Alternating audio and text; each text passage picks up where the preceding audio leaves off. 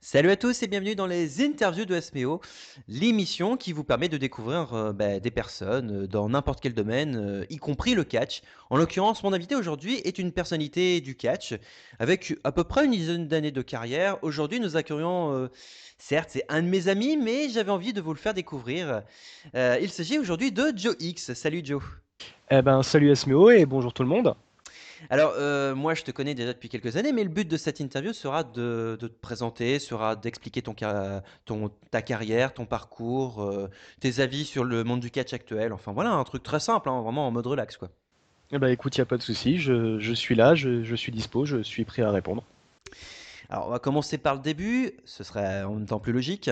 Peux-tu te présenter pour les gens qui ne te connaîtraient pas? Alors pour ceux qui me connaissent pas, je m'appelle Joe, donc Joe X évidemment c'est un pseudonyme. Je suis actuellement commentateur de catch depuis quelques années, ça va faire, comme dit, ça va faire à peu près 10 ans. Je travaille en ce moment surtout pour la FECS, qui est ma fédération, dans laquelle on va dire que j'ai une place assez élevée, devant et derrière, derrière les coulisses, on va dire. Et je travaille aussi pour la MEA. C'est tout. Oui, bah, il y a beaucoup de choses à dire, mais comme ça, ça vient pas aussi facilement. Ah, je pensais que tu aurais aussi évoqué ta chaîne YouTube que tu as débuté il y a un an et demi à peu près. Ah oui, effectivement. Alors, j'ai également une chaîne YouTube, qui s'appelle Le Monde de Joe, dans laquelle je parle de catch, mais pas que. Je parle surtout d'autres choses. Donc, c'est surtout des sujets qui me tiennent à cœur. Donc, c'est ce qu'on pourrait appeler des sujets. Alors, on pourrait appeler ça de la polygeek. C'est-à-dire que ça va être autant des sujets comme le féminisme, qui est une vidéo par exemple, sur laquelle je suis en train de travailler, ou la liberté d'expression et ce genre de choses. Mais c'est pas forcément la chose sur laquelle je suis parti tout de suite, pour la simple et bonne raison que là j'étais dans l'optique effectivement catch. Mais comme je suis un petit peu schizophrène, ça devrait aller, je devrais pouvoir aussi parler de ma chaîne. C'est vrai qu'aussi, bah, comme moi, tu es un geek, donc forcément, tu peux très bien parler de jeux vidéo, de séries télé, de bande dessinée, de plein d'autres sujets finalement. Voilà, tout à fait. En fait, je pense que j'ai tendance un peu à diviser mes centres d'activité, sachant que j'ai aussi écrit un livre, par exemple, qui est un recueil de poèmes. Et oui, effectivement, bah, j'ai grandi, comme beaucoup de personnes de notre génération, dans une ambiance jeux vidéo, séries télé, cinéma. Et effectivement, ça ressort beaucoup sur ma chaîne YouTube, mais aussi dans ma façon de commenter les galas de catch. Alors, on va commencer un petit peu sur ce que tu es toi finalement. Euh, Ça fait combien de temps que tu connais le catch et comment as-tu découvert le catch? Oh là, alors ça fait, bah, c'est pas compliqué, c'est depuis aussi longtemps que je me souvienne, j'ai connu le catch, sachant que quand mon frère, donc j'ai un frère qui a maintenant près de 40 ans, quand mon frère était jeune, c'était la mode du catch en France.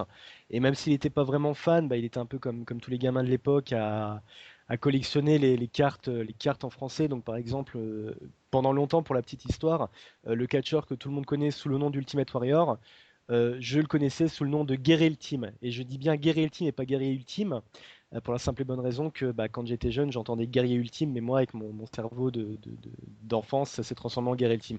Et j'ai compris et su que finalement, son vrai nom était Ultimate Warrior, finalement, qu'il y a très très peu de temps.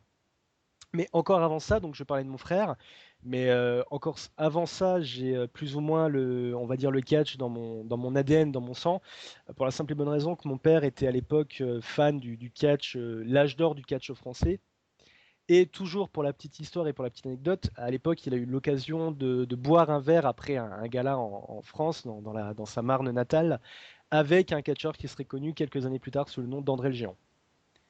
Donc c'est comme ça que j'ai découvert le catch, par la famille, et puis bien évidemment après, comme beaucoup de monde, par la télé, Canal+, puis RTL9. Ah oui, donc c'est quand même un peu la classe de se dire que ses parents ont connu quelqu'un qui par la suite deviendra une superstar internationale. Ça s'appelle avoir la classe, GG. Bah, en fait, c'est surtout un gros hasard, encore une fois, hein. Mon père, bon, malheureusement, qui n'est plus là, qui nous a quittés il y a quelques années, a eu la chance, comme dit, d'être dans les régions à l'époque où il y avait des galas. Et c'est surtout une question de chance, hein. C'est pas comme si mon père lui-même avait, par exemple, été à la WWE par la suite. Donc du coup, la question fatidique, quels sont tes catcheurs et tes catcheuses préférés? Et bien entendu, la même chose, mais en détesté. Alors, c'est mes catcheurs préférés. Alors bon, déjà, il y a les traditionnels catcheurs américains, donc je suis très grand fan de John Cena, malgré, on va dire, le personnage qui a peut-être tendance à tourner en rond, mais au niveau du catch, son catch est impeccable. Maintenant, pour répondre un peu de façon moins classique, je vais surtout citer des catcheurs européens que j'aime beaucoup voir. Je suis très grand fan de Tristan Archer. Il y en a plein en fait, hein. Je sens que je vais en oublier, donc je m'excuse d'avance pour ceux que je ne citerai pas. Mais il y a Tristan Archer. Il y a des catcheurs moins nus, mais qui ont une marge de progression assez importante, comme Joyce Colterman, qui est notre champion à la FECS. Et oui, en fait, voilà, je pourrais citer plein d'autres noms, mais oui, voilà, pour vraiment donner le catcheur préféré, je dirais Tristan Archer. En tout cas, c'est celui que j'ai le plus de plaisir à voir catcher en live. Mais avec Luca Di Leo, Peter Fischer et Sylvester Lefort, ça reste quand même l'un des catcheurs français les plus connus d'ailleurs en France. En tout cas, celui qui a réussi vraiment à faire parler de lui. Et en tout cas, je pense que si on est fan de catch en France, c'est obligé qu'on connaît Tristan Archer. En tout cas, selon moi. Après, ce n'est que mon avis. Voilà, après, comme dit, j'ai tendance à être un peu biaisé dans la mesure où ce sont des catcheurs avec lesquels j'ai déjà pu travailler. Même Sylvester Lefort, donc avant son run à la WWE, j'ai eu l'occasion de travailler avec lui. Bien évidemment, encore une fois, hein, je n'ai cité que deux noms, tout simplement parce qu'il y a tellement de catcheurs et c'est très compliqué de pouvoir ressortir comme ça des noms. Si je ne les ai pas cités, c'est pas que je les trouve mauvais, hein. Je pourrais aussi citer Dark Mondo d'ailleurs, pour le côté belge aussi, Dark Mondo que je salue, qui est un poids lourd que j'apprécie beaucoup de voir sur les rings. Mais voilà, si j'ai pas cité tout le monde, c'est simplement parce qu'il y a plein de noms et au bout d'un moment, c'est très difficile vraiment de faire un classement. En détesté, du coup, alors que ce soit aussi en WWE ou ailleurs, hein, est-ce que tu as des personnes que tu n'apprécies peut-être pas forcément? Ah, alors c'est très dur. J'aime pas vraiment balancer sur les gens puisque non, bah déjà je vais pas citer de catcheurs européens parce que bon, je les ai pas tous vus. Ceux que j'ai vus, je pars du principe que même si on fait des erreurs des fois, il est possible de catcher mieux par la suite, ou c'est possible des fois d'avoir tout simplement des matchs où on n'est pas dedans. Et si je citerais des personnes en Europe, malheureusement, ça serait pas forcément des catcheurs que je n'aime pas par rapport à leur niveau, ça serait personnel, et je pense que ça n'a pas vraiment sa place. Donc je vais tout simplement, par contre là, je vais jouer la carte de la facilité en disant que s'il y a un catcheur en ce moment que je n'aime pas beaucoup et que je n'apprécie plus du tout depuis quelques années, c'est Triple H. Alors, quand je dis des personnes que tu n'apprécies pas forcément, ça peut être au niveau de leur gimmick, ça peut être vraiment au niveau de leur performance in-ring, ça peut être surtout WWE, pas forcément catch européen. Voilà, tout à fait. Bah, comme dit, c'est puis en plus, je vais pas être honnête, hein. Je vais être honnête, pardon, le lapsus révélateur. Je veux pas me prendre la tête avec certaines personnes en Europe, donc c'est pour ça que je préfère citer du côté WWE. Et oui, effectivement, le catcheur avec lequel j'ai beaucoup de mal en ce moment, c'est Triple H. Non pas pour ses qualités in-ring ou son catch en lui-même, mais j'aime bien. Enfin, pour moi, le catch est censé raconter une histoire, que ce soit un match qui est une petite histoire ou un événement complet qui est une grande histoire. Et chaque histoire doit fonctionner avec des codes. Donc, c'est-à-dire qu'il doit y avoir des personnages principaux, doit y avoir des antagonistes. Et le souci, c'est que moi, dans ma façon de voir le catch, Triple H ne correspond plus. C'est-à-dire que c'est un personnage qui n'est plus un personnage principal et qui ne devrait plus l'être tout du moins, mais qui est toujours là. Et à ce niveau-là, cette omniprésence de Triple H me gêne beaucoup. À ce moment-là, si on parle d'omniprésence, on peut aussi parler de Jericho, qui clairement, le mec continue avec ses Come on, baby! Sans arrêt, le mec n'a pas l'impression qu'il commence à devenir un peu vieux. Alors, quand je dis vieux, c'est-à-dire qu'au bout du compte, il faut mieux de laisser la place à d'autres personnes au lieu de prendre l'exposition de d'autres personnes finalement. C'est là où je ne suis pas d'accord avec toi, c'est que Jericho effectivement est un catcheur maintenant qui est plus un catcheur à mi-temps qu'autre chose. Toutefois, contrairement à Triple H, Jericho a toujours su, même si Triple H l'a fait quelques fois, mais pas assez souvent à mon sens, Jericho a toujours su se mettre en arrière et justement servir à mettre en avant d'autres catcheurs. Il avait notamment eu une rivalité il y a quelques mois avec Bray Wyatt et il avait accepté de perdre contre Bray Wyatt. Tout comme là, je suis persuadé, en ce moment, il est en rivalité avec AJ Styles et je suis persuadé qu'il va se mettre en retrait de façon à mettre AJ Styles en avant. Je pense que c'est pas vraiment comparable dans la mesure où l'ego n'est pas le même. En même temps, Triple H fait partie aussi des têtes dirigeantes de la WWE, donc forcément le poste n'est pas le même et forcément qu'il s'octroie quelques privilèges, mais ceci est un autre débat. On parle de WWE, on parle de catch européen. Est-ce que tu regardes d'autres organisations de catch un petit peu partout dans le monde, que ce soit Ring of Honor, New Japan ou autre? Oui, alors je suis. Bon, après, j'avoue que le temps est assez limité, mais les deux promotions sur lesquelles je suis le plus en ce moment, mis à part le catch européen, où je regarde beaucoup de shows, notamment pour une de mes émissions YouTube où je commente des shows en différé. Mais je regarde beaucoup la Lucha Underground, qui pour moi est quelque chose que j'attendais. Bah, comme je le disais plus tôt, pour moi, le catch est une histoire. Et l'avantage avec la Lucha Underground, c'est que c'est vraiment le produit hybride entre le catch dont on a l'habitude, donc par exemple la WWE, et une série télé. C'est-à-dire qu'on va se retrouver avec des matchs qui sont, bah, la plupart du temps, qui sont des matchs de lucha libre, donc qui sont très impressionnants à regarder. Et on va se retrouver avec des scènes qu'on pourrait trouver dans des séries télé avec des effets spéciaux. Bon, forcément, hein, ça va pas être un jeu d'acteur qui est grandiose, par exemple, on va dire à la Game of Thrones ou à la Walking Dead pour citer des séries actuelles. Mais c'est vraiment ce bon compromis entre le catch à l'ancienne et un produit que j'ai pas vu jusqu'à présent qui du coup est vraiment super intéressant à suivre et à regarder. Est-ce qu'on peut dire que le jeu d'acteur de la Locha Underground se rapprocherait plus des sitcoms AB? Alors non, c'est encore différent, sachant que la façon de filmer n'est pas la même, la démarche n'est pas la même. Après, c'est vrai qu'effectivement, les sitcoms AB, c'est un peu comme Plus belle la vie, c'est vraiment un level très haut dans le pitoyable. Mais non, c'est pas non plus à ce niveau-là. On va commencer à changer un petit peu de rubrique finalement. On va commencer un petit peu à parler de ton parcours. Explique-nous finalement quels ont été tes débuts et comment s'est déroulé tes débuts dans le monde du catch. Oh là, alors bah en fait, c'est pas compliqué. Je sais que c'est la réponse que tout le monde doit donner, mais j'ai d'abord été fan. C'est-à-dire que j'ai regardé le catch à la télé. Je me rappelle à l'époque, je me faisais enregistrer les pay-per-view sur Canal+. Donc c'était à peu près dans les eaux de 2001. Je me rappelle surtout du Rumble 2001 qui est un des meilleurs Rumble de tous les temps. Et un jour, je vois mon père me dit, bon bah écoute, ce week-end on va sortir. J'ai vu qu'il y avait un gala de catch. Alors, je crois que c'était dans la ville, le village de Dabo. Non, Falsbourg. Voilà, c'est une ville qui s'appelle Falsbourg, qui est donc une ville qui est pas loin de chez moi. Et il m'amène voir ce gala. Et bon, moi, donc on devait être oui, effectivement, on devait être en 2001. Donc, je devais avoir 13-14 ans, si je dis pas de bêtises. Et donc, je suis allé voir ce gala. Qui était très sympa, qui était à l'époque un gala de la WS, dont je serais même pratiquement capable de refaire la carte aujourd'hui, mais c'est pas très intéressant, donc je vais passer là-dessus. Et donc j'ai vu ce gars-là, et à l'époque c'était le début d'Internet, c'était la grande époque des forums de catch, notamment le forum du site Catchland, ou le forum, à l'époque c'était SmackDown Just Bring It de jeuxvideo.com. Et donc j'ai écrit un compte-rendu de ce show, où comme tout compte rendu, je donnais mes impressions sur le show. Et le hasard a voulu que la personne qui était en charge de ce show, qui était donc Gilles de Dabo, qui à l'époque, si je ne dis pas de bêtises, était président de la WS, mais je peux peut-être me tromper au niveau des dates, a repéré mon compte rendu sur Internet.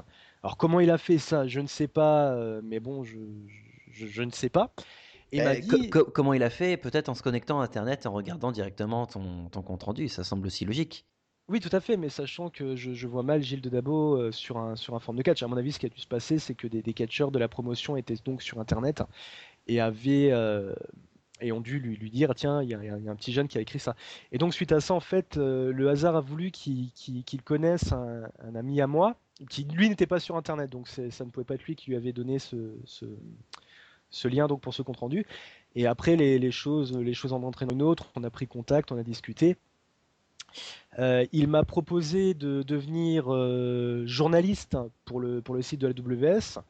Donc j'ai écrit quelques papiers. J'avais une rubrique sur le site internet qui s'appelait le WS IMAG, qui était une suite d'articles, d'interviews que j'ai tenu pendant quelques mois, oui, quelques mois, je crois, peut-être un peu moins d'un an.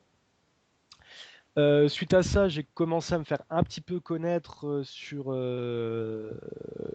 Internet. Et à ce même moment, il y avait les débuts de la ICWA de Booster. Et notamment, Booster avait commencé à créer cette histoire d'invasion de la ICWA par d'anciens WS. Et étant donc sur Internet et commençant à être connu à ce moment-là, je lui avais proposé, si je me rappelle bien, mon aide. Et donc, il m'a proposé le rôle de Zigbee, qui était donc ce manager des anciens de la WS à la ICWA. Et c'est comme ça que je me suis retrouvé donc à faire mes premières armes, on va dire, devant le public en tant que manager donc à la ICWA. Donc du coup, l'ICW a été du coup ta seconde organisation pour laquelle tu as travaillé alors.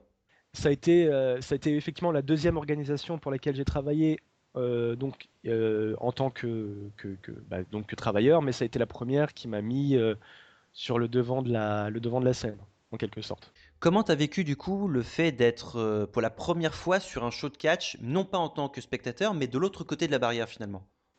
Bah, c'est quelque chose qui est assez unique, surtout que il y avait cet effet à l'époque buzz avec la ICWA, où tout le monde pensait, enfin tout du moins les fans qui attendaient que les choses bougent, pensaient vraiment que ça allait être la fédération qui allait lancer le mouvement, ce qui a été le cas d'ailleurs, et c'est vraiment unique. On se retrouve dans les coulisses, en plus à l'époque le roster de la ICW était vraiment sympa. Il y avait plein de gens sympas. Bah, je me rappelle notamment de Tom Delacroix qui a depuis avait pris sa retraite pour des soucis de santé, qui à l'époque qui n'avait même pas encore sa gimmick, son rôle de fou.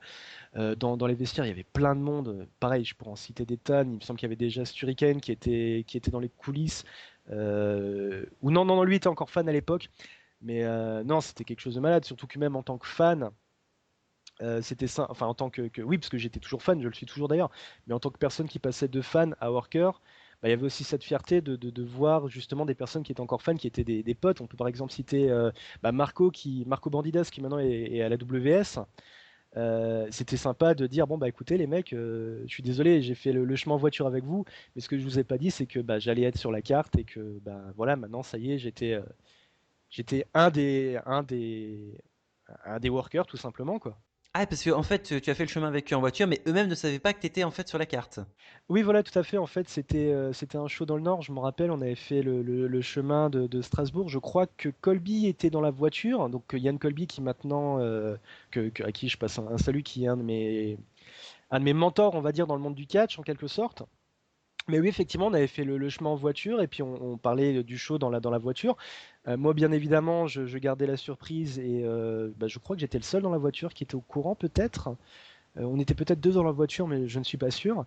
Et effectivement, je me suis retrouvé dans la voiture à discuter avec les autres personnes présentes comme si j'étais un simple spectateur. Et arrivé sur le lieu du show, je leur fais bah écoutez, je reviens, je vais aux toilettes et puis ils m'ont plus revu jusqu'à bah, du coup le moment où j'ai fait mon entrée avec la EEC pendant le show.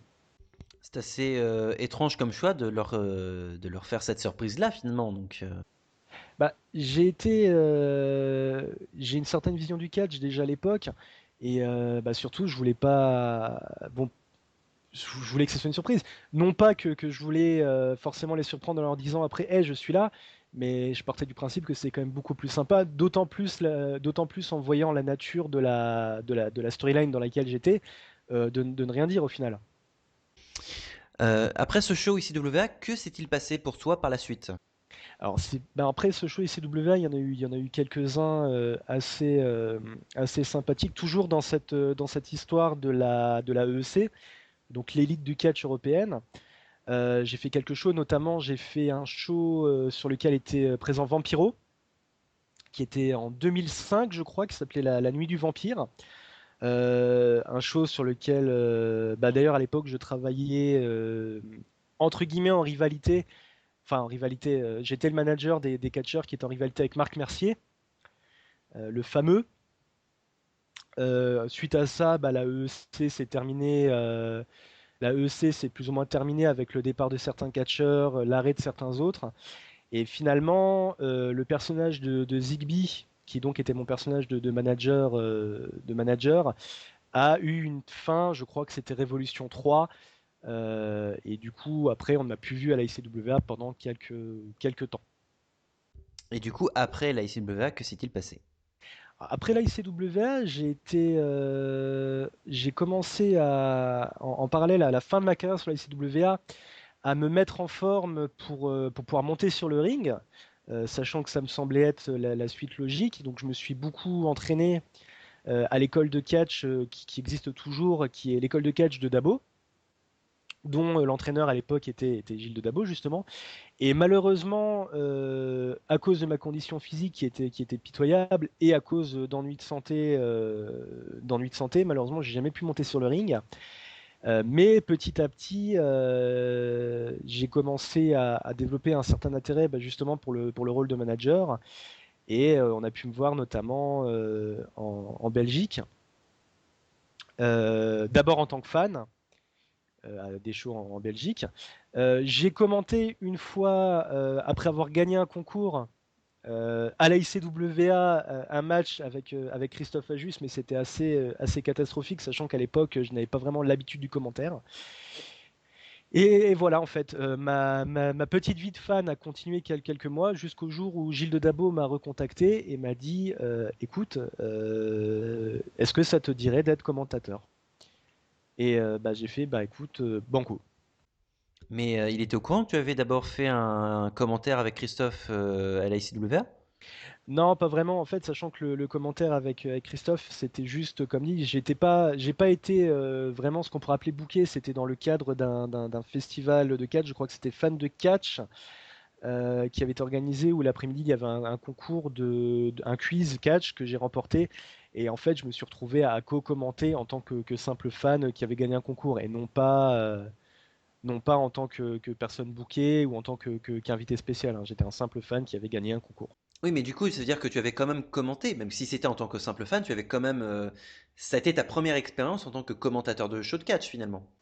Oui, du coup, oui, oui, tout à fait, oui. Donc par la suite, Gilles de Dabo te propose le rôle de commentateur de show de catch pour la FECS alors. Voilà, en fait, non, à l'époque, c'était pas encore la FECS, on travaillait encore avec la WS. Oui, effectivement, il m'a proposé ça, il m'a donné mes premiers conseils, et je me suis retrouvé donc du coup pour mon premier week-end en tant que commentateur à faire donc un show, enfin deux shows sur 2 jours de suite, et en quelque sorte, oui, l'aventure était lancée. La FECS c'est toujours d'ailleurs la promotion pour laquelle tu travailles encore, si j'ai bonne mémoire. Quel rôle occupes-tu du coup à la FECS? Alors la FECS, oui, effectivement, c'est une promotion pour laquelle je travaille. Donc pour revenir sur ce que je disais, quelques années après, la WS a fait scission avec Gilles de Dabo, qui du coup a lancé sa structure qui est la FECS. Et aujourd'hui, au jour d'aujourd'hui, Pléonasme? tout à fait, c'est assez difficile à dire, puisqu'on n'est pas vraiment une organisation. Par exemple, là récemment, on a Asturie qui a annoncé avoir un nouveau poste au sein de la FFCP. On n'est pas vraiment une organisation où on a un système de président, vice-président. On est plus une sorte de comité directeur en quelque sorte, bon, sachant bien évidemment qu'au niveau de l'organisation, il y a un président. J'avoue que je ne sais plus à l'heure actuelle qui c'est, puisqu'on a on a une certaine, on gère d'une certaine façon que l'aspect association est différent entre guillemets de l'aspect devant les caméras, en quelque sorte. Donc, pour répondre à la question, on peut dire que je participe au booking. On pourrait dire vice-président, mais étant donné qu'on n'a pas vraiment de rôle très défini, c'est difficile à dire. Donc, je suis commentateur, je participe au booking, et on va dire que je suis une des têtes pensantes, pardon, de la promotion. Alors, si ma mémoire est bonne et si je ne me trompe pas, tu as aussi fait quelques petites piges en indépendance sur divers shows ou divers clubs un petit peu partout en France et en Belgique. Si je ne me trompe pas, tu as aussi été à la CWE, à la MEA, tu as été à la KPW. Donc, bah, du coup, autre que ton parcours FECS, raconte-nous du coup comment ça se passe, cette scène indépendante finalement, vu que toi-même tu la vis. Alors, c'est assez particulier. Effectivement, c'est vrai qu'on peut parler d'indépendant. J'ai beaucoup de respect pour les promotions pour lesquelles j'ai travaillé. Maintenant, c'est vrai que c'est pas forcément les promotions les plus connues. Même la FECS, hein, je suis conscient, mis à part notre implication dans la région, on n'est pas connu vraiment à l'échelle nationale. Et c'est vrai que donc, du coup, j'ai eu ces contacts bah, à force de travailler sur des galas. J'ai rencontré des personnes qui m'ont dit oui, on a une promotion. J'ai rencontré certains fans qui sont aujourd'hui des amis. Je pense notamment à Gwen qui écoutera probablement cette interview que je salue, Que nous saluons d'ailleurs. que nous saluons. Et, Euh, et pour qui on souhaite un bon rétablissement. Tout à fait, voilà. Et c'est vrai que du coup, il y a eu une grosse période où j'ai connu des fans qui ont tenté de monter leur structure et qui ont fait des partenariats. Alors après, je ne sais pas exactement comment les partenariats se sont faits. Moi, je sais juste qu'au bout d'un moment, j'ai bah, notamment Gwen qui m'a contacté en me disant, écoute, voilà, est-ce que tu veux commenter pour nous? Donc ça, c'était quand il y a eu l'aventure KPW. La KPW m'a amené à la ACWE. Après, il y a aussi eu des contacts que j'ai eu, notamment travaillant avec Gilles de Dabo. Ça m'a permis de travailler avec Dédé Lenoir pour l'association Catch Périgord Limousin. Je m'excuse si j'ai interverti des noms. Après, voilà, les trois quarts du temps, ça se fait justement par des contacts. On rencontre des gens sur les galas qui proposent de travailler à droite, à gauche, et c'est comme ça que ça se fait. Là, par exemple, pour la MEA récemment, j'ai commencé à travailler la MEA grâce au catcheur SNB qui m'a dit que la MEA cherchait un commentateur, et voilà comment je me suis retrouvé à la MEA à laquelle je suis actuellement. Alors en fait, c'est un petit peu le syndrome, je connais une personne qui connaît une personne qui connaît une personne qui connaît une personne. En fait, c'est un petit peu ça quelque part. Voilà, c'est ça. Enfin, c'est ça à la base. Après, bien évidemment, il n'y a que par le talent, j'ai envie de dire, même si ça peut paraître un peu prétentieux, mais il n'y a que par le talent et les connaissances qu'on peut vraiment mériter sa place et la conserver. Donc tu parles de la MEA, tu y es toujours, enfin, tu y bosses toujours soit en indépendant, soit en actuel membre de leur roster ou- Alors, c'est assez compliqué, on ne peut pas vraiment parler d'indépendant en France, mis à part la WS. Il n'y a pas vraiment, je pense, de fédération ou de promotion qui ait un statut assez global pour qu'on puisse se permettre de dire un tel est indépendant. Euh, Sachant qu'il y a très peu, je crois qu'il n'y a que la WS justement, où les catcheurs sous son contrat, oui, effectivement, je suis en indépendant, mais maintenant, ça va faire quelque chose comme un peu moins de 10 mois, je crois que je suis à la MEA, et je fais partie du roster, mais sachant que je n'ai pas de contrat stipulant Joe X ou Jonathan commentateur MEA, oui, je suis indépendant, oui. Donc actuellement, au jour d'aujourd'hui, Pléonasme, tu fais partie de quelle organisation de catch? Ou tu travailles avec quelle organisation de catch? Alors, en ce moment, de façon récurrente, je travaille donc avec la MEA et la FECS, Principalement. principalement. Ça ne veut pas dire, il y a quelques mois, par exemple, j'ai eu l'occasion de recommenter pour la ICWA. Maintenant, c'est vrai que pour des raisons géographiques, entre autres, c'est assez compliqué. Et ça va faire très plaintif de dire ça, mais c'est vrai aussi que de par mon emplacement géographique, je n'ai pas malheureusement le réseau de contacts ou le réseau d'amis que certains collègues ont. Sans enlever rien à leur talent, bien évidemment, hein. Mais de par mon emplacement géographique, ça peut être assez compliqué des fois. On va passer du coup à la troisième partie. Donc ton avis sur le monde actuel du catch. On va plutôt commencer par la WWE avec du coup les différences entre NXT et le roster principal. Toi, en tant que worker finalement, parce que tu travailles dans le monde du catch, quelle est ton opinion sur le monde actuel de la WWE? Alors, c'est assez compliqué puisque, effectivement, comme dit, je me considère de par mon application comme professionnel. Non pas que je prétende en vivre, mais c'est assez compliqué du coup d'avoir un objet objectif. La WWE, qu'on aime ou qu'on n'aime pas, entre guillemets, c'est le top. Je pense qu'ils ont atteint un statut qui fait que même si on peut leur trouver un milliard de choses à leur reprocher, bah, c'est le top. Je suis aussi en plus d'être un fan de série, comme je le disais plus tôt, je suis un grand lecteur de comics, de bande dessinée. Et la WWE, c'est en quelque sorte le Batman du catch.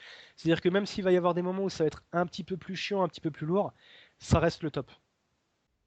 Ça reste le top, mais ça reste le top parce que c'est l'organisation de catch la plus médiatique, la plus rentable sur le plan financier finalement. Il y a plein de paramètres qui entrent en compte justement dans le fait que la WWE est la number one à l'heure actuelle. Oui, tout à fait. Maintenant, il faut être aussi honnête. Peut-être que si je découvrais le catch maintenant, enfin, tout du moins la WWE, je serais moins fan. Mais bon, comme dit encore une fois, la WWE, c'est quelque chose avec laquelle on a tous grandi en tant que fan de catch. Il y a de fortes chances que ça nous survive encore. Donc ça fait partie des choses qui sont entre guillemets immuables. C'est-à-dire que je sais que tant que je serai entre guillemets en vie, il y aura toujours un James Bond au cinéma de temps à autre, il y aura toujours des comics Batman et il y aura toujours la WWE. Mis à part la WWE, je suppose que tu regardes également NXT. Donc quel est ton regard et ton avis sur le produit NXT? Alors NXT, alors là c'est pareil, je suis pas forcément objectif. Déjà, ça me fait très plaisir de voir à la télé des personnes avec qui j'ai pu travailler. Désolé. Pardon. Donc oui, des personnes avec qui j'ai pu travailler. Alors notamment, bah, il y avait Sylvester Lefort, malheureusement, qui n'est plus à NXT actuellement. Mais là, plus récemment, il y a par exemple Kana, Azuka à NXT, et que j'ai eu l'occasion de commenter lors de son premier match en France. ce qui est une de mes fiertés. Donc Ça s'appelle avoir la classe, j'ai envie de dire GG mec. voilà, pour être, oui, j'avais donc commenté lors d'un Japan Expo qui est un de mes meilleurs souvenirs justement de catch. Japan Expo 2008, non? Oui, c'est bien possible. Que j'avais donc commenté pour la ICWA, donc comme quoi je me suis quand même retrouvé par la suite à plusieurs fois en tant que commentateur à la ICWA. Alors ça veut dire que si ma mémoire est bonne, c'est aussi à ce même Japan Expo où à l'époque, donc Sylvester Lefort, donc à l'époque Tom Laroufa, était en tag team avec Daniel Bryan, donc Bryan Danielson, à l'époque où il était masqué d'ailleurs sur ce match. Alors si je ne dis pas de bêtises, c'est l'année d'après, mais j'avoue que là je suis un peu, j'ai un petit peu du mal avec les dates malheureusement. Je sais que certains catcheurs sont capables de dire j'ai catché à tel endroit, telle date. Moi malheureusement, au bout de 10 ans, je dois pas, enfin je pense être avoir un millier de dates à retenir, un millier d'endroits, et malheureusement j'ai du mal à tout retenir.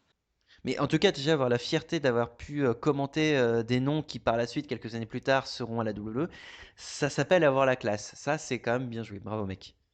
Merci, merci beaucoup. Donc oui, pour simplifier, NXT, j'aime beaucoup. La seule chose que je trouve dommage, c'est que beaucoup des stars maintenant de NXT, notamment Samoa Joe, bah, c'est cool, ils sont à la NXT, ils sont enfin, entre guillemets, sur les big leagues. C'est seulement dommage que ça soit pas arrivé plus tôt, puisqu'on sait que malheureusement leurs carrières sont plus proches de la fin que du commencement. À part la WWE, donc tu m'as parlé de la Lucha Underground, donc est-ce que pour toi, la WWE s'apparente aussi à une série télé? Oui, oui, tout à fait, oui, sachant comme dit que le catch, c'est une histoire. C'est une histoire, je ne sais plus, je crois que c'est entre guillemets, une personnalité du catch qui s'appelle le Hungry Veteran Vet. Oula, non, je dis une bêtise. Le Hungry Veteran tout court. Oh, excuse-moi. Le Hungry Wrestling Veteran, il me semble, j'écorche peut-être le nom, qui a dit, et je suis assez d'accord avec lui, le catch est une histoire, les prises sont les dialogues, et qui faisait donc tout ce parallèle. Et oui, du coup, la WWE, c'est une série télé qui, des fois, est intéressante, des fois est très chiante, mais au final, pour moi, c'est une série télé. Même s'il y a ce côté un peu hybride, de par le fait que bah, il y a une réaction vis-à-vis de leur spectateur direct, c'est un spectateur live, qu'il n'y aura pas dans une série télé.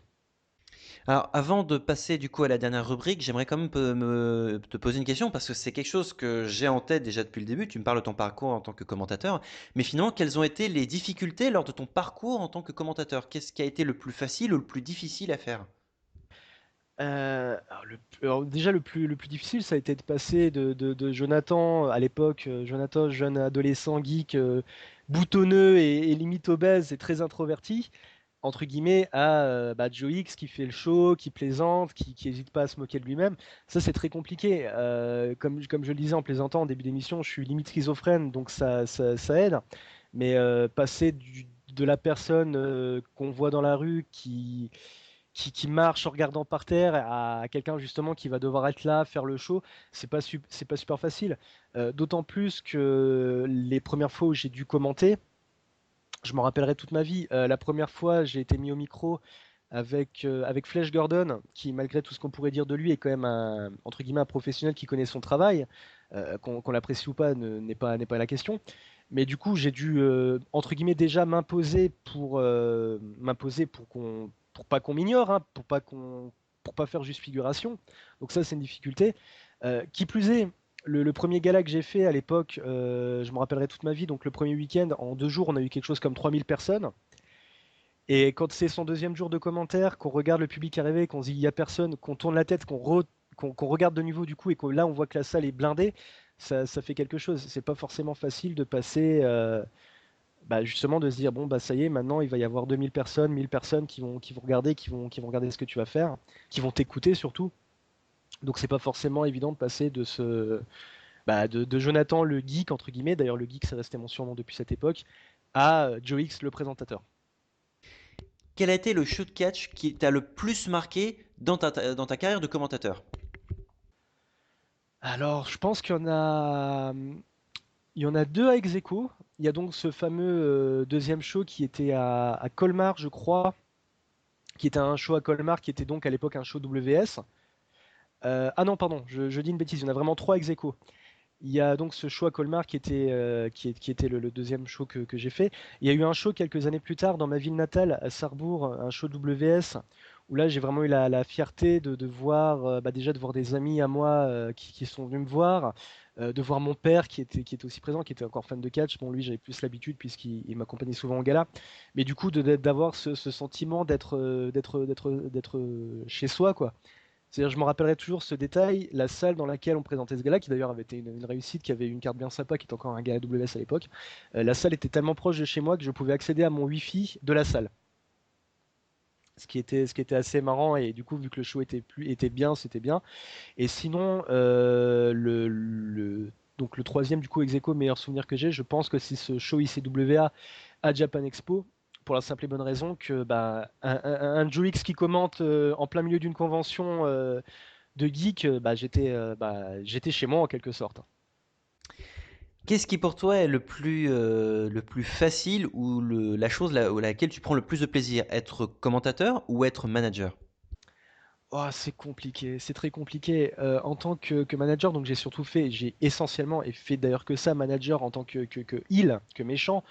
Donc il y a beaucoup de liberté que je peux prendre. Tandis que commentateur, même si c'est quelque chose que j'adore, notamment on va pas se mentir, pour le côté égo et pour le fait d'être applaudi, c'est quelque chose qui est très jouissif. Donc je pourrais vraiment pas donner de réponse. J'aime beaucoup la communion avec le public en tant que commentateur, donc neutre ou gentil, mais le fait de pouvoir balancer tout ce qu'on veut sans être censuré en tant que manager, c'est vraiment aussi un kiff total. Donc, en tant que manager, finalement, quel a été l'un de tes plus grands moments ou quel a été le moment qui t'a marqué le plus? En tant que manager, ça a été à la ACWE, où je manageais donc, encore une fois, assez ironiquement, dans une histoire d'invasion. C'était la KPW qui faisait une invasion de la CWE. J'ai fait une promo anti-belge classique qui a valu à toute la salle de me huer. Je me rappelle, je crois qu'il y avait une grand-mère qui avait essayé de me frapper. Enfin, c'était vraiment jouissif. Est-ce qu'il y a des personnes qui t'ont inspiré pour ton gimmick de manager? Oula, non, j'ai simplement essayé d'être le pire petit con possible et inimaginable. Non, je demande ça parce que tu aurais pu t'inspirer de très grands noms qui eux-mêmes ont été managers dans leur carrière, que ce soit aux États-Unis ou même en France, hein. Tu aurais pu t'inspirer de ces personnes-là afin justement de pouvoir agir comme tu l'as fait en tant que manager. Bah justement, en tant que manager, non, j'ai jamais vraiment eu d'inspiration. Bon, ces dernières années, mais je n'ai plus vraiment eu l'occasion d'être manager. Je pense que je me serais un peu inspiré de Polyman parce que Polyman est pour moi le manager, peut-être le meilleur manager qu'il ait jamais eu dans le catch. Mais non, en tant que manager, j'ai eu peu de modèles, on va dire. On va dire que les modèles que j'ai eus, ça aurait été plus en tant que commentateur. On va pouvoir passer du coup à la dernière rubrique. Donc, je vais te poser quelques questions geek, savoir un petit peu quels sont tes goûts, tes préférences, ce qui t'a marqué dans ta vie, tout court. On va commencer par le plus simple, le jeu vidéo, forcément. Quelle a été ta première console? Ma première console, ça devait être la NES. À quel jeu? Ah bah, je pense comme beaucoup de monde, ça a été Mario, le combo Mario et Duck Hunt, hein. Plutôt Nintendo ou Sega? Oula, c'est dur. Sega. Sega. Ah. C'est dur, mais j'ai pu répondre tout de suite. Ah bah pourtant ta première console est une Nintendo, donc c'est assez étrange pour un fan Sega. Bah, tout simplement, puisqu'à l'époque, quand j'ai eu la Nintendo, c'était la console de mon grand frère, donc, et que tout simplement, qu'on m'avait pas, à l'époque, ça m'était pas venu de demander une console. Par la suite, j'ai pu avoir la Master System, qui est une de mes consoles préférées encore aujourd'hui, puis la Mega Drive, et puis c'est tout en fait, puisqu'après, j'ai jamais eu la Saturn, par exemple. Et bah ni la Dreamcast du coup. Ni la Dreamcast, malheureusement, que j'ai découverte sur le tard par l'émulation. Tu parles de la Master System, tu as eu laquelle? Celle avec Alex Kidd ou la Master System première du nom? Alors, j'ai la Master System 2, qui est d'ailleurs sous mes yeux au moment où je te parle, qui donc était celle avec Alex Kidd in Miracle World. D'accord. Quel est le jeu sur Sega qui t'a le plus marqué? Sonic, mais Le- pas Sonic. Le lequel? premier. Parce que Oui, voilà. c'est il y en Ça a a trois, été donc le premier Sonic sur Master System que je préférais à l'époque à la version Mega Drive. ah bah t'es pas le seul parce que Mea également préfère Sonic Master System à Sonic Mega Drive, donc tu vois t'es pas le seul. Je savais que c'était un homme de goût. Oh, oh, oh, oh, oh. En même temps, personne n'en doute, hein. Du coup, tu es passé donc à la Mega Drive. Est-ce que tu as eu la Super NES? Alors, j'ai la Super Nintendo, j'ai eu beaucoup l'occasion d'y toucher parce que c'était la console à la mode que beaucoup de mes amis, enfin de mes amis, de mes connaissances avaient. Maintenant, j'avoue que je ne crois pas l'avoir eu, alors très brièvement, sachant que j'ai malheureusement très peu souvent pu garder mes consoles pour des raisons financières. Donc, ça m'arrivait souvent d'avoir une console, de la revendre, d'en récupérer une autre. Mais la Super Nintendo, je l'ai eu. Si je l'ai eu très peu de temps. PlayStation ou N64? PlayStation. Quel jeu? Oh là, bah, les classiques, Tomb Raider. J'étais un grand fan des jeux Spider-Man qui sont sortis sur PlayStation, qui sont sortis plus sur la fin de vie de la console, je crois, qui étaient d'excellents jeux. Il y a aussi eu le jeu X-Files, qui était un film interactif. Et je suis un grand fan, un petit peu moins ces dernières années, mais quand même des Resident Evil. Tu parles d'X-Files avec film interactif. C'est un petit peu finalement ce que sont les jeux Quantic Dream, hein. Qui font partie de mes jeux préférés de façon assez drôle. On peut pas avoir du goût à tous les coups, hein. Ouais, bah, autant jouer directement à des jeux sur Mega CD, quoi, ça reviendrait à la même chose. Oui, voilà, mais bon, après, moi, comme dit, quand je joue aux jeux vidéo, j'aime beaucoup avoir des histoires sympas. Et même si c'est vrai qu'au niveau du gameplay, c'est pas forcément la panacée, les histoires des jeux Quantic Dream sont magnifiques, hein, que ça soit bah, récemment Beyond Two Souls ou Heavy Rain, qui est d'ailleurs le seul jeu PS3 dont j'ai fini à 100% avec trophée Platinum. Tu parlais du coup des Tomb Raider. Est-ce que tu as déjà réussi à finir un seul Tomb Raider sur PlayStation? Non. Pas Mais grave. j'ai beaucoup de mal hein, pour donner une idée. Super Mario, je l'ai fini pour la première fois sur émulateur il y a peut-être 5 ans. Mais en même temps, les Tomb Raider sont réputés pour être très difficiles. L'un des plus faciles, ça reste le premier. Le monde du Pérou est quand même assez jouable. Le second monde, qui est le monument Saint-Francis, reste assez jouable également. Mais le premier reste l'un des plus faciles. Sinon, le plus facile, ce serait Tomb Raider 5. Donc, c'est Tomb Raider sur les traces de Lara Croft, qui est vraiment celui que tu peux finir sans trop de problèmes. Vraiment, c'est le plus facile. Voilà, après j'étais surtout fan Tomb Raider, j'ai bien aimé parce que simplement à l'époque j'étais jeune et puis c'était une nana, pardon, une fille avec des seins qui couraient, donc forcément ça parlait à l'adolescent en chaleur à l'intérieur de moi. Maintenant, plus récemment, j'ai beaucoup aimé la trilogie Tomb Raider je crois que c'est Core Design qui a repris la licence peut-être? Non, justement, c'est Crystal Dynamics. Crystal. Si tu parles justement de Legend, Anniversary et Underworld, c'est Crystal Dynamics, oui. Ouais, voilà, tout à fait. J'ai beaucoup aimé cette trilogie-là et je suis en train j'ai terminé le Tomb Raider de 2013 et je suis en train d'attaquer le Tomb Raider le dernier. Bah, tu vois, j'ai fait Tomb Raider sur Xbox 360 parce qu'il était gratuit à un moment donné par le Game with Gold et j'étais terriblement déçu parce que pour moi, j'ai absolument pas retrouvé ce qui faisait le charme des Tomb Raider. Ah bah c'est clairement pas du Tomb Raider comme on en a l'habitude. Maintenant c'est un bon jeu. Est-ce que c'est un bon Tomb Raider? Après, ce qui m'a un peu dérangé aussi, c'est le doublage de Lara Croft. J'ai beaucoup de respect pour Alice David, mais je préfère Françoise Cadel qui clairement pour moi restera la vraie voix de Lara Croft. Mais là après, c'est vraiment à titre personnel, ça n'enlève absolument rien en qualité de doublage d'Alice David, qui est vraiment excellente d'ailleurs. Mais j'ai une préférence pour Françoise Cadel. Oui d'ailleurs bah, au niveau doublage on avait aussi Omar et Fred qui avaient doublé à l'époque. Étant fan d'Omar et Fred, j'avais trouvé ça sympa à l'époque qu'ils avaient doublé dans justement la trilogie, la fameuse trilogie de Tomb Raider. Ah bah tu vois, tu me l'apprends. Quelle est ta dernière console actuelle? Alors la dernière console que j'ai c'est la PS4. Avec quel Euh, jeu forcément? voilà, bah, j'en ai plein. J'en ai plein. Je l'ai pris à la base parce qu'ils avaient annoncé Batman Arkham Knight, que assez ironiquement j'ai fini par acheter sur PC. Avec tous les bugs graphiques forcément? Non, ça va, je fais partie de ceux qui ont réussi à le faire tourner dès le départ, qui ont réussi à le faire tourner dès le départ. Mais non, je suis très, depuis quelques années, je suis très Sony, bah, notamment à cause enfin, grâce au Uncharted, hein, donc je suis un très grand fan. Et Uncharted justement qui, les jeux Quantic Dream également, du coup. Uncharted qui finalement n'est autre qu'une repompe d'Indiana Jones et de Lara Croft finalement. Oui, exactement, mais bon, au niveau de l'histoire, c'est vraiment sympa. Le personnage est ultra charismatique et j'ai eu des fous rires grâce à ce personnage. Ça fait vraiment partie, il fait vraiment partie du panthéon de mes personnages de jeux vidéo préférés, avec un Snake de Metal Gear ou avec Léon de Resident Evil 2, par exemple.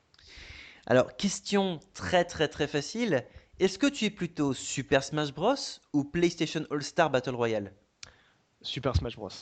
Je J'ai savais beau que... être un fan de Sony, on peut pas. C'est comme Mario Kart, on peut mettre Sonic dans un kart, ce qui est totalement débile. On peut mettre Crash Bandicoot, même si le résultat est pas mal. Jamais on battra Mario en kart. Bah, en même temps, Sonic dans une voiture, c'est aussi logique que Tails dans un avion. Je veux dire, Oui, voilà. ou aussi logique que Sonic qui fait la course à pied avec Mario. Maintenant, c'est arrivé. Oui, mais là, pour le coup, j'aime beaucoup les jeux Mario et Sonic aux Jeux Olympiques parce que justement, déjà, ça utilise les licences Jeux Olympiques. Bon, ça, au pire, c'est pas très grave, c'est gadget. Mais pour le coup, un affrontement entre l'univers Mario et l'univers Sonic, je trouve que c'est assez intéressant. Je veux dire, on se plaint comme quoi Mario et Sonic aux Olympiques, mais finalement, personne se plaint de voir Link dans un kart sur Mario Kart 8, par exemple. Alors que c'est exactement la même chose, finalement. Je vois pas ce qu'il y a de choquant. Ah non, mais bien sûr, après, comme je dis, je suis quelqu'un. Bah, en fait, un de mes gros défauts, aussi dans le catch d'ailleurs, ce qui est plus une qualité du coup, mais un de mes gros défauts est que je réfléchis pour un tout et pour un rien. Une simple incohérence dans une série télé peut me bousiller la série à un point inimaginable.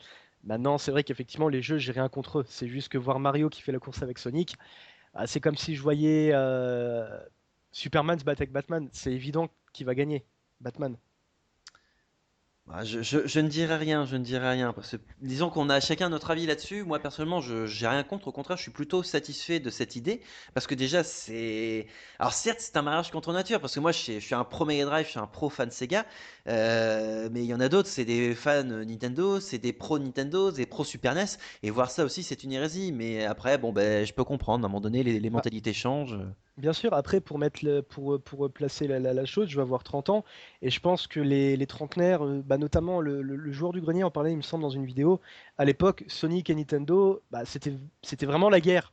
Oui, C'était c'était comme appartenir à un parti politique. C'était un peu comme Sangoku contre Vegeta. Oui, je me rappelle du discours, oui. exactement, bah, c'était vraiment ça. Et à l'époque, bon, il n'y avait pas, enfin à l'époque, c'est pas il y a pas tellement longtemps, mais il n'y avait pas vraiment encore Internet, donc c'était moins, on s'en rendait. C'était il y a 10 ans. C'était il y a 10 ans, même Même un peu plus, plus même plus, même maintenant, plus. même facilement 20 ans, je dirais. Et c'est vrai que bah, j'ai gardé cette petite rancœur de l'époque et je reste fan de Sonic plus Ouais, que de mais Mario. tu vois, tu prends les mêmes situations. Tu prends, comme disait SciFac, tu prends du coup Mario qui fait du kart, c'est une bonne idée. Sonic qui fait du kart, mauvaise idée. Mario qui fait du sport, bonne idée. Sonic qui fait du sport, mauvaise idée. C'est là le problème parce que Sonic, bah, je pense il appartient à son propre jeu, à son propre univers et le mettre avec d'autres personnages. Bah, c'est pas forcément une idée parmi les meilleures, quoi. Donc, alors que Mario, parce qu'il a toujours été accompagné de personnes, de personnages, ce qui fait que bah, tout de suite, il a pu se démocratiser sur plein de supports, plein de sujets.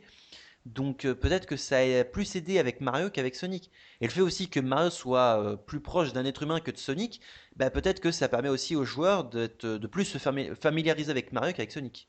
Mais après, c'est aussi une question développeur. Je dis depuis tout à l'heure que je suis plus Sega que Nintendo. Maintenant, pour ce qui est du jeu en famille, du jeu multijoueur, Nintendo a 5 milliards de longueur d'avance. Ça dépend, hein. Ça dépend parce que quand tu vois finalement que la Dreamcast était quand même plus en avance que les consoles Sony, j'ai C'est- envie de dire, mais qui a eu l'idée du support CD avant Nintendo? C'était Sega quand même. Donc, je vais revenir sur. On peut faire le parallèle avec le catch, c'est assez intéressant. C'est pas une question d'avancée technique. Euh, je vais je reviens un peu sur le catch, mais du coup, ça permettra sans doute aux personnes qui sont fans de catch de comprendre mon propos. Il y a des catcheurs très techniques ou des consoles très techniques.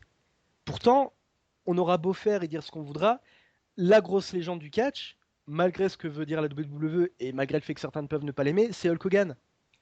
C'est pas une question de technique, c'est une question d'ergonomie, c'est une question de sympathie en quelque t'es sorte. en train de dire que le Kogan est ergonomique? Bah, si on en croit ces vidéos, oui. Oui, alors moi j'aurais plutôt dit qu'une femme est ergonomique, mais bon, chacun a son propre discours. Alors j'avais une dernière question, je terminerai du coup cette interview par ça, parce qu'on en est déjà à 40 minutes. Est-ce que pour toi on peut faire le comparatif entre Nintendo et la WWE? Sur le fait justement qu'ils sont parmi les plus populaires, qui sont là depuis des années, qui sont parmi les choses qui vendent le plus dans leur propre domaine, est-ce qu'on peut vraiment faire un point de comparaison là-dessus sur ce détail? Alors, je pense qu'on peut faire cette comparaison, mais on peut également la faire avec n'importe quel géant dans son domaine.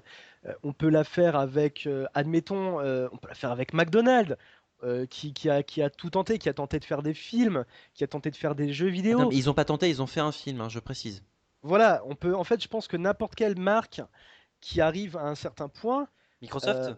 Microsoft, Sony, Alors, en fait, je parlais justement de Nintendo parce que, comme du coup la WWE, ils ont une très grosse licence phare, Donc Mario pour la WWE et pour la pour Nintendo, et pour la WWE, bah, ça peut être Cena, ça peut être The Rock, ça peut être Hogan. Et le truc, c'est qu'ils se reposent énormément sur une très très grosse licence, et après ils ont d'autres licences, mais qui n'utilisent peut-être pas autant que cette très grosse licence. Donc est-ce qu'on peut justement faire cette même comparaison là-dessus sur le fait de se renouveler sans cesse, etc. Bah, je pense qu'au final, la comparaison est pas mal puisque les deux proposent des produits. Que Sina, que ce soit Sina ou Mario, ce sont des produits. Mais oui, mais encore une fois, je pense qu'on peut faire ce parallèle avec n'importe quelle grosse licence en fin de compte, que ça soit, enfin surtout dans le milieu du divertissement du coup. Oui, oui, on peut faire même le parallèle avec les comics qui nous bombardent d'œuvres en rapport avec Batman depuis des années. Mais oui, ça, je pense que tout simplement, c'est un parallèle qui est possible entre toutes les grosses marques, d'autant plus dans le milieu du divertissement. Une dernière question conclurait cette interview. Qu'as-tu pensé du renvoi de Hideo Kojima de Konami? Oh là, bah, le souci, c'est que Konami, mis à part la saga des Metal Gear, euh, a fait d'autres bonnes sagas, hein, c'est pas la question. Mais c'est vrai que Kojima était un peu devenu le fer de lance. Maintenant, personnellement, je vais peut-être te surprendre, même si je suis fan des Metal Gear Solid, tout du moins, on va dire jusqu'à peu, je suis pas un gros fan de Kojima parce que en tant comment dire, on va dire que scénariste, parce qu'il a des tics qui me plaisent pas des masses. Maintenant, je peux comprendre que ça surprenne, mais du coup, je me demande si Konami va réussir à trouver entre guillemets le successeur de Konami tout simplement, le successeur de Kojima tout simplement. Eh ben, je crois que c'est sur cette réponse que nous allons conclure cette interview. Tu vois, on a finalement réussi à parler jeux vidéo, tu vois. Ça nous a pris quelques minutes, mais bon. Bah écoute, merci à toi Joe pour cette interview, hein, c'est cool, on a pu vraiment en apprendre pas mal de choses sur toi, que ce soit dans le domaine du jeu vidéo ou même, bah, surtout dans le domaine du catch. Je rappelle, hein, tu es également présent sur YouTube, donc tu as également ta propre chaîne qui s'appelle Le Monde de Joe. Voilà, exactement, qui est trouvable donc sur Facebook ou sur YouTube. Je le redis encore, je profite de ces quelques instants conclusion pour faire ma promo. J'ai également un livre qui est disponible à la vente sur Amazon qui s'appelle J'en ai plein l'ado. Et j'anime également un podcast avec des visages connus qui est également disponible sur ma chaîne YouTube. Oh là là, je me demande qui sont ces visages connus, dis donc. Bah, ça sert pas à grand chose vu qu'on nous voit pas, vu que c'est un podcast et c'est que de l'audio, mais voilà, du coup, cherchez le podcast qui parle. De Voilà. toute façon, tout sera sur ta chaîne YouTube. Moi, je mettrai du coup les liens dans la description de cette vidéo sur YouTube. Donc, vous aurez le lien de sa chaîne YouTube, le lien de son Twitter, de son Facebook, de sa boutique Amazon, etc. Vous pourrez tout trouver sur la description de cette vidéo. Bah écoute, merci Joe de ta participation à cette interview. Bah écoute, merci à toi et merci aux personnes qui l'écouteront. Et bah du coup, on se retrouve bah, très très vite du coup pour une nouvelle émission, quelle qu'elle soit. Voilà. Salut à tous et merci encore. Allez, salut.